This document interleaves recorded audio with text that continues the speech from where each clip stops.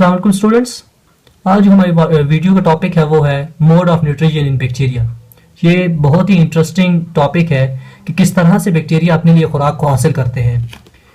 Basically दो main mode of nutrition है bacteria के, एक ऑटोट्रॉफिक और हेक्टोट्रॉफिक। लेकिन इस वीडियो में हम सिर्फ ऑटोट्रॉफिक बैक्टीरिया को कवर करेंगे और स्टडी करेंगे कि वो किस तरह से अपने लिए खुराक को हासिल करते हैं। तो वीडियो स्टार्ट करने से पहले मेरी आपसे गुजारिश है कि अगर आप इस चैनल पर नए हैं तो मैं आपको रिकमेंड करूंगा कि आप इस चैनल को सब्सक्राइब करें और ऐसी ही इंटरेस्टिंग और नॉलेज से भरपूर वीडियोस को देखें। और एक इंटरेस्टिंग बात इस वीडियो की ये है कि मैं हर वीडियो में कोशिश करता हूं कि जो कि कॉम्पिटिटिव एग्जाम्स होते हैं हमारे या कोई भी एग्जाम्स हो तो उनके हवाले से भी मैं एमसीक्यूज और क्वेश्चंस बताता रहता हूं अपने स्टूडेंट्स को, ताकि वो उनके लिए भी प्रिपेयर साथ साथ होते रहें। तो चलिए हम अपने टॉपिक की तरफ जाते हैं जो कि है मोड ऑफ न्यूट्रिशन बैक्टीरिया, और बेसिकली जो कि मेन टॉपिक है हमारा ऑटोट्रॉफिक बैक्टीरिया में कैसे होती है। तो सबसे पहले तो हम देखते हैं कि ऑटोट्रॉफिक बैक्टीरिया कहते किसको हैं। तो बैक्टीरिया हमें जैसा कि पता है कि प्रोकैरियोट्स हैं, यानी इनमें जो सा न्यूक्लियस है उसकी जो सी न्यूक्लियर मेम्ब्रेन है वो वेल डेवलप नहीं होती, और जो सा न्यूक्लियस का जो के अंदर हमारे पास मटेरियल होता है वो हमारे पास डिस्पर्स हुआ होता है पूरे साइटोप्लाज्म में। तो यानी उनकी कोई मेम्ब्रेन बाउंडेड ऑर्गेनरी नहीं होती, इसलिए हम इसको प्रोकैरियोट कहते हैं। तो बैक्टीरिया एक प्रोकैरियोट स्पीशी है। तो ऑटोट्रॉफिक बैक्टीरिया उनको कहते हैं those bacteria which make their own food from outside source of energy is known as autotrophic bacteria। यानी वो बैक्टीरिया जो कि अपनी खुराक खुद बना सकें किसी भी बाहर या आउटसाइड के सोर्स को यूज करते हुए, उन बैक्टीरिया को हम ऑटोट्रॉफिक बैक्टीरिया कहते हैं। जैसा कि आप देख रहे हैं कि वीडियो में मैंने मुख्तलिफ किस्म के कलर्स को यूज किया है ताकि एक तो देखने भी अच्छा लगे और आपको स्टडी का दिल करे और आप बहुत अच्छी तरह से समझ भी जाएं। तो ऑटोट्रॉफिक बैक्टीरिया उनको बैक्टीरिया को कहते हैं जो कि अपने लिए खुद खुराक हासिल कर सके, बना सके, उन बैक्टीरिया को हम ऑटोट्रॉफिक बैक्टीरिया कहते हैं। अब आउटसाइड सोर्स ऑफ एनर्जी कौन सी हो सकती है? वो दो तरह की हो सकती है, एक तो लाइट एनर्जी हो सकती है और दूसरी कोई भी केमिकल्स को यूज करके ये बना सकते हैं। तो बेसिकली ऑटोट्रॉफिक बैक्टीरिया जो है उसकी दो टाइप्स होती हैं, जैसा कि मैंने यहाँ पर मेंशन किया हुआ है। एक है फोटो ऑटोट्रॉफिक बैक्टीरिया और दूसरी है हमारे पास कीमो ऑटोट्रॉफिक बैक्टीरिया। अब सबसे पहले हम फोटो ऑटोट्रॉफिक बैक्टीरिया को देखते हैं कि वो किस तरह से अपने लिए खुराक को हासिल करते हैं। तो फोटो जैसे नाम से जाहिर हो रहा है, फोटो कहते हैं हमारे पास लाइट को, और ऑटोट्रॉफिक कहते हैं जो कि अपने लिए खुद खुराक बनाए। तो वो बैक्टीरिया जो कि अपने लिए लाइट को यूज करते हुए खुराक यानी अपने लिए फूड या शुगर या ग्लूकोज बनाए, उन बैक्टीरिया को हम कहते हैं फोटो ऑटोट्रॉफिक बैक्टीरिया। अब इन बैक्टीरिया में हमारे पास स्पेशल किस्म के फोटोसिंथेटिक पिगमेंट्स होते हैं जो कि दो तरह के होते हैं। एक हमारे पास होता है बैक्टीरियो क्लोरोफिल 2 और दूसरा जो हमारे पास फोटोसिंथेटिक पिगमेंट्स होता है वो हमारे पास होता है बैक्टीरियो फाइयोफाइटिन। ये दो तरह के ऐसे फोटोसिंथेटिक पिगमेंट्स होते हैं जो कि हमारे पास थैलाकॉइड्स में पाए जाते हैं।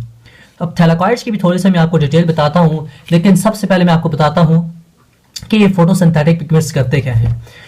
अब ये जो सा फोटो ऑटोट्रॉफिक बैक्टीरिया है ये इन फोटोसिंथेटिक पिगमेंट्स को यूज करते हुए अपने लिए खुराक को बनाते हैं। अब बात यहाँ पर क्वेश्चन एक ये पैदा होता है कि बैक्टीरिया तो प्रोकैरियोट है, उसमें तो क्लोरोफिल होता ही नहीं है, तो ये कैसे अपने लिए, पहले तो ये बात है कि कैसे ये थैलाकॉइड्स में मौजूद है, और दूसरी बात ये है कि किस तरह से फोटोसिंथेसिस यानी लाइट को यूज करते हुए अपने लिए एनर्जी को या अपने लिए खुराक को पैदा करते हैं। जैसा कि मैंने यहाँ पर एक डायग्राम बनाई हुई है पहले से, ये हमारे पास क्रीम सल्फर बैक्टीरिया है और ये डबल मेम्ब्रेन होता है, और इसकी जो सी मेम्ब्रेन है उसको हम कहते हैं फोटोसिंथेटिक मेम्ब्रेन। जैसा कि मैंने यहाँ पे ऊपर तारफ में कहा था, इंट्रोडक्शन में बताया था कि प्रोकैरियोट्स वो होते हैं जिनकी न्यूक्लियर मेम्ब्रेन सही तरह से वेल डेवलप नहीं होती, और उनका जो सा न्यूक्लियर का जो सा मटेरियल होता है या कोई भी उनके अंदर मटेरियल होता है वो डिस्पर्स होता है पूरे साइटोप्लाज्म में। तो यहाँ भी बिल्कुल वही केस है कि यहाँ इनका जो सा क्लोरोफिल होता है वो पैचेस की सूरत में पूरी मेम्ब्रेन में डिस्पर्स हुआ होता है, और उन पैचेस के जरिए से ये बैक्टीरिया अपने लिए खुराक को बनाते हैं। इसलिए यहाँ पर मैंने लफ्ज थैलाकॉइड्स का यूज किया कि ये दोनों पिगमेंट्स थैलाकॉइड्स में मौजूद होते हैं, क्योंकि यहाँ पर पैचेस तो मौजूद हैं क्लोरोफिल के, तो उनमें ये पाए जाते हैं और वहां से ये अपने लिए खुराक बनाते हैं। अब हम अगले पेज पर जाते हैं और देखते हैं इनका थोड़ा सा थैलाकॉइड्स की हम डिटेल लेते हैं कि किस तरह से थैलाकॉइड्स अपने लिए क्या चीज़ होती हैं। तो थैलाकॉइड्स, जैसा कि मैं यहाँ पर स्ट्रक्चर भी बनाया है इसका, थोड़ा सा कोशिश की है बनाने की। तो थैलाकॉइड्स हमारे पास डबल मेम्ब्रेन बाउंडेड होती है और इस दोनों मेम्ब्रेन के दरमियान जो सी स्पेस होती है उसको हम लैमेला कहते हैं। और इसके ऊपर ये ऐसे क्लस्टर्स से बने होते हैं जिनको हम क्लस्टर्स कहते हैं, ऐसे बने होते हैं, शेप ऐसी इनकी होती है जैसे कि मैंने यहाँ पर जाहिर किया हुआ है। इनको हम कहते हैं क्लस्टर्स ऑफ क्लोरोफिल। ये क्लोरोफिल के क्लस्टर्स होते हैं जिनको हम फोटो सिस्टम कहते हैं। अब हमारे पास दो किस्म के फोटो सिस्टम होते हैं। एक हमारे पास फोटो सिस्टम 1 होता है और दूसरा हमारे पास फोटो सिस्टम 2 होता है। अब जो सा फोटो सिस्टम 1 होता है वो 700 नैनोमीटर की रे लाइट को, जो कि हमारे पास होती है ब्लू लाइट, उसको ऑब्जॉर्व करता है, जबकि फोटो सिस्टम 2 जो सी है वो 680 नैनोमीटर की लाइट जो कि रेड है उसको ये ऑब्जॉर्व करते हैं।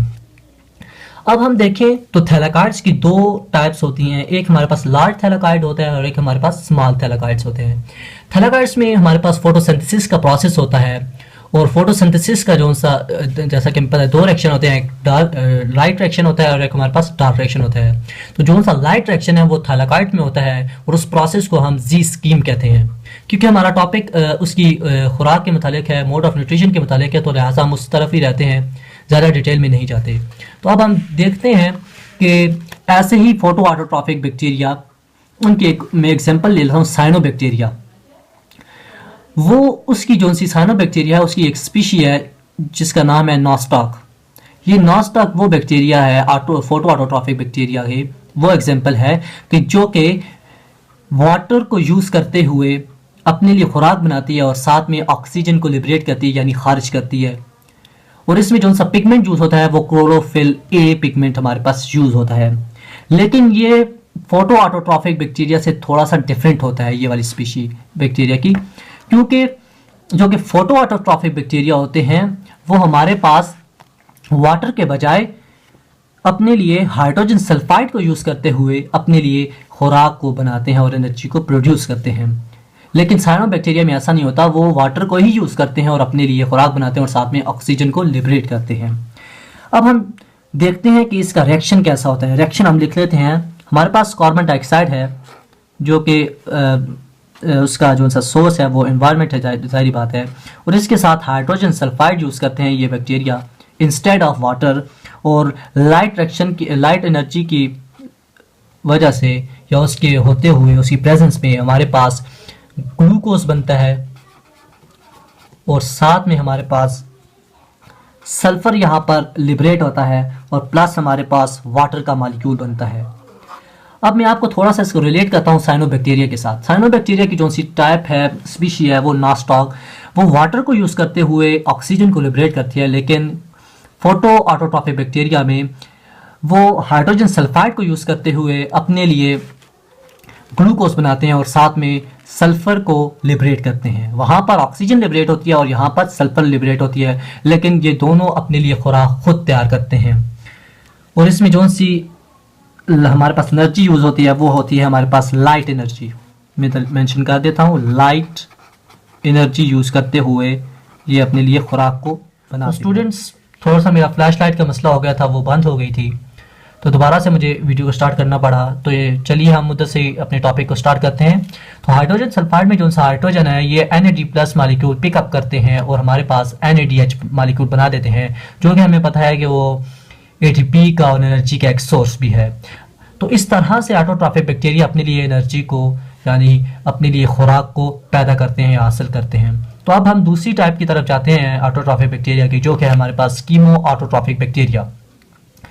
कीमो का यहाँ पर लफ्ज़ का जो सा मतलब है वो है हमारे पास केमिकल, यानी ये मुख्तलिफ किस्म के केमिकल्स को यूज़ करते हुए अपने लिए खुराक को पैदा करते हैं। इसकी मैंने डेफिनेशन भी लिखी हुई है पहले से ही, ताकि हमारा टाइम ज़्यादा ज़ाया ना हो।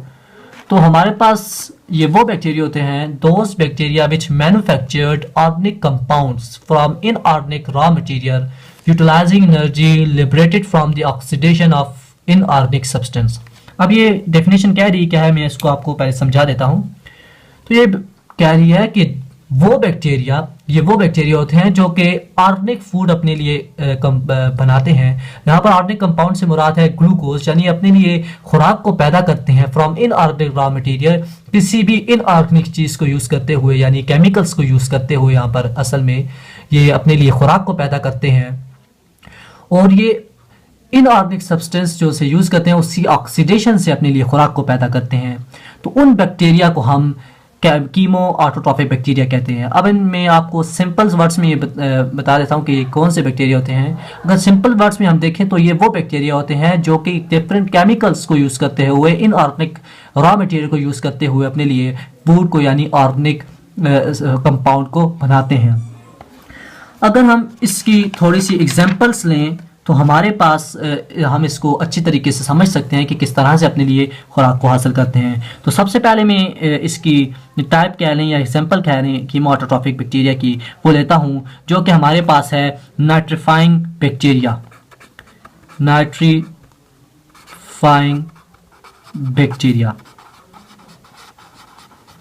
नाइट्रीफाइंग बैक्टीरिया जो उनसे हैं ये अपने लिए एनर्जी को हासिल करते हैं by the oxidation of ammonia.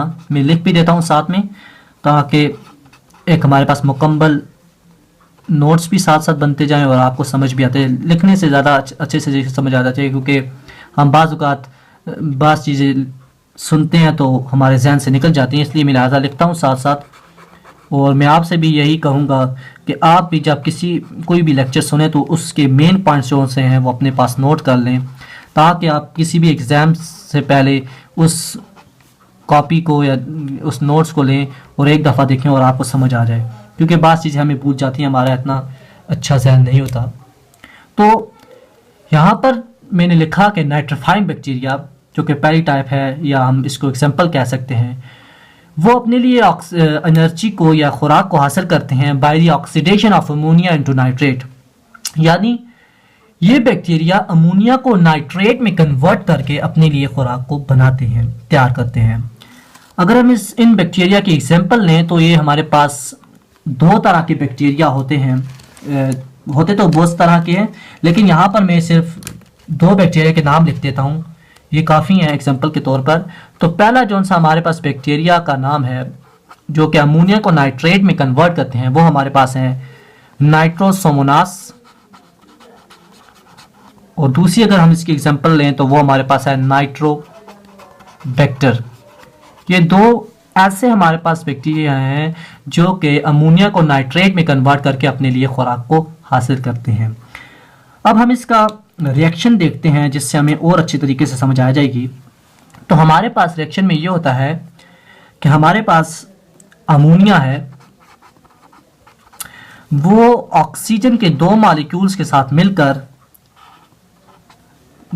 Oxidise हो जाता है हमारे पास नाइट्रेट में, और प्लस दो कंपाउंड वाटर के बनते हैं और साथ में एनर्जी लिबरेट होती है जो कि वो यूज़ करते हैं अपने सर्वाइवल के लिए। तो ये होल रिएक्शन है इन बैक्टीरिया का कि वो अमोनिया को नाइट्रेट में कन्वर्ट करते हैं और साथ में वाटर के कंपाउंड और एनर्जी अपने लिए हासिल करते हैं। तो ये पहले किस्म के हमारे पास बैक्टीरिया हो गए। अब दूसरे किस्म के बैक्टीरिया हम देखते हैं, वो हमारे पास होते हैं सल्फर बैक्टीरिया, जिनको हम कहते हैं सल्फर बैक्टीरिया। मैं मुख्तलिफ कलर के मार्कर इसलिए यूज़ कर रहा हूँ ताकि एक तो देखने में भी अच्छा लगे और स्टूडेंट्स इसमें इंटरेस्ट भी लें और इनको अच्छे तरीके से समझें भी।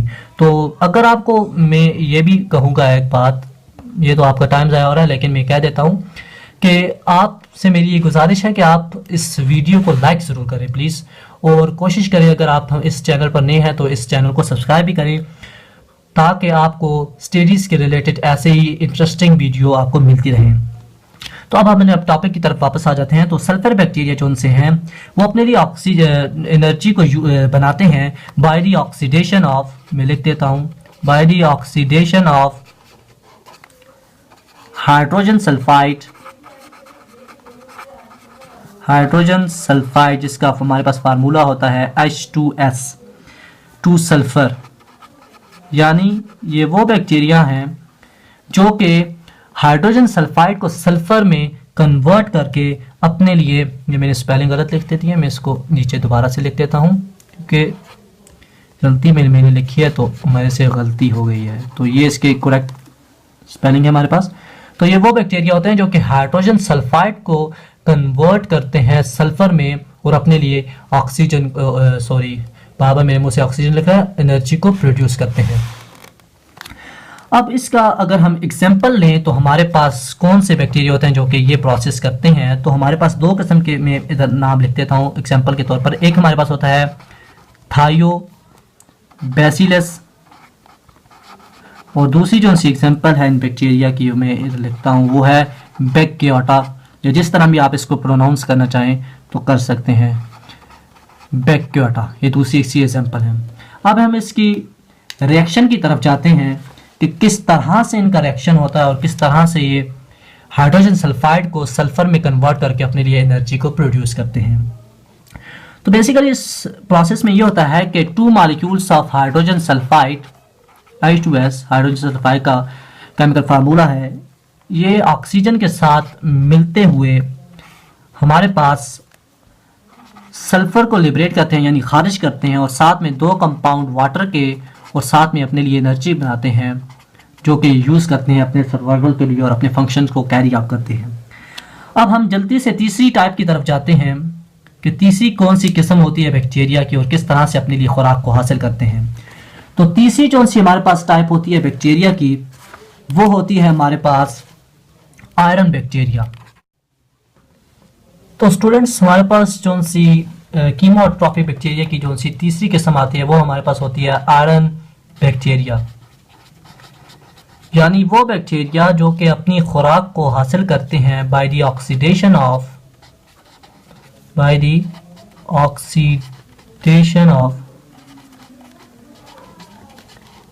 ferrous ion into ferric form, यानी वो बैक्टीरिया जो कि फेरस आयन को फेरिक फॉर्म में कन्वर्ट करके अपने लिए एनर्जी को बनाए, तो उन बैक्टीरिया को हम आयरन बैक्टीरिया कहते हैं या कीमोऑटोट्रॉफिक बैक्टीरिया की टाइप कहते हैं। जब मैं इसका अभी रिएक्शन लिखता हूँ उससे आपको अच्छे तरीके से ज़्यादा समझ आएगी, क्योंकि आपको अभी पता नहीं है कि फेरस आयन क्या होता है, फेरिक फॉर्म क्या होती है। मैं आपको रिएक्शन के ज़रिए से समझाता हूँ ये किस तरह से बैक्टीरिया अपने लिए खुराक को हासिल करते हैं। तो पहले तो हम इसकी एग्जांपल लिख देते हैं इन बैक्टीरिया की। तो इनकी एग्जांपल में हमारे पास आ जाती है पहली एग्जांपल फेरोबैसिलस। और स्टूडेंट्स ये जो से बैक्टीरिया की एग्जांपल्स होती हैं, नाम होते हैं, ये बहुत ज़रूरी होते हैं। ये किसी भी कम्पिटिटिव एग्जामिनेशन में पूछे जा सकते हैं, तो लिहाजा आपने इनको भी ध्यान में रखना है, उनको भी याद करने की कोशिश करनी है। ईजी हैं, थोड़े से आप कंसंट्रेशन के साथ थोड़ा सा याद करने की कोशिश करेंगे तो इंशाल्लाह आपको याद हो जाएंगे। और दूसरा जो सी हमारे पास इसकी एग्जांपल आ जाती है वो है गैलियो नीला। ये दो हमारे पास एग्जांपल्स में यहाँ पर अभी लिख देता हूँ। वैसे तो बहुत सारी टाइप एग्जांपल्स भी हो सकती हैं हमारे पास, लेकिन दो हम इस वक्त टाइम्स की, क्योंकि टाइम हमारे पास कम है तो इसलिए हम दो लिखते हैं। अब इसका रिएक्शन देखते हैं कि किस तरह से ये अपने लिए खुराक को हासिल करता है या किस तरह से ये ऑक्सीडाइज करता है फेरस आयन को फेरिक फॉर्म में।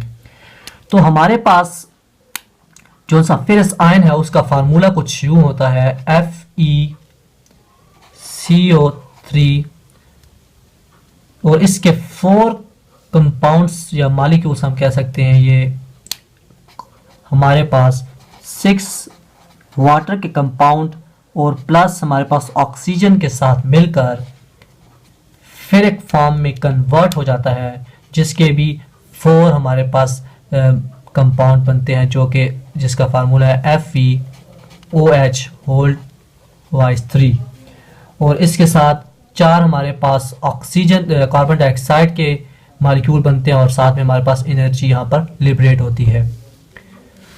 थोड़ा सा मैं इधर कर देता हूँ ताकि आपको नजर आ जाए। तो इस प्रोसेस में ये होता है कि हमारे पास ये जो सा है ये फेरस आयन का फार्मूला है।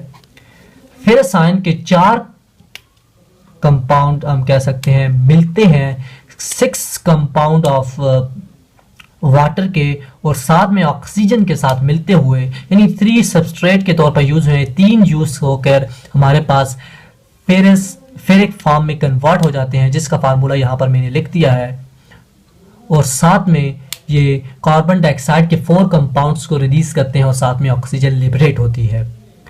तो ये आयरन बैक्टीरिया वो बैक्टीरिया होते हैं जो कि ऑक्सीडाइज करते हैं फेरस आयन को इनटू फेरिक फॉर्म, जैसा कि यहाँ पर मैंने रिएक्शन में आपको बताया। तो ये होल प्रोसेस होता है कि कीमो ऑटोट्रॉफिक बैक्टीरिया अपने लिए खुराक को हासिल करते हैं। इसके लिए मैंने आपको 3 एग्जांपल्स के तौर पर मैंने आपको टाइप्स बताई हैं।